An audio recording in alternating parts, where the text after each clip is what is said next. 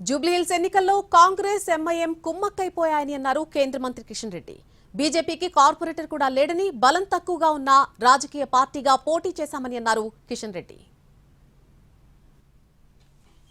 ఇంతవరకు ఒక కార్పొరేటర్ కూడా ఎన్నో గెలవలేదు.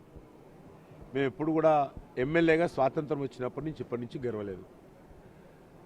ఈసారి ఎలక్షన్స్ వచ్చినాయి కాబట్టి భారతీయ జనతా పార్టీ అక్కడ మా పార్లమెంట్ పరిధిలో వస్తుంది కాబట్టి తప్పనిసరిగా మేము ఒక రాజకీయ పార్టీగా మా కార్యక్రమాన్ని ఎన్నికల్లో పాల్గొని ప్రచారాన్ని చేపట్టాము. మాకు ఉన్నంతలో అక్కడ ఉన్నటువంటి రాజకీయ నేపథ్యంలో పెద్ద ఎత్తున మజ్లిస్ పార్టీ పూర్తి స్థాయిలో కాంగ్రెస్ పార్టీకి మద్దతు ఇచ్చింది. మజ్లిస్లో ఉన్నటువంటి ఒక గ్రూపు వాళ్ళు కొంతమంది టీఆర్ఎస్కు సమర్థించినట్టు తెలుస్తున్నారు. దానికి సంబంధించి పూర్తి అనాలసిస్ చేసుకోవాలా. మాకు సంబంధించినంత వరకు మేము ఎలక్షన్స్ ముందు మేము ఓడిపోతామని చెప్పడానికి వెళ్ళలేదు.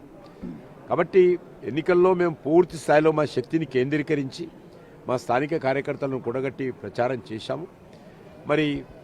ఫలితాలు అనుకూలంగా ఉండవనేటువంటి విషయము ఈరోజు చర్చ జరుగుతున్నటువంటి నేపథ్యంలో చాలామంది అన్నారు. అయినప్పటికీ కూడా మేము ఎక్కడ కూడా తగ్గకుండా ఎన్నికల ప్రచారం చేశాము. ఈ ఫలితాలు శిరసావహిస్తాం.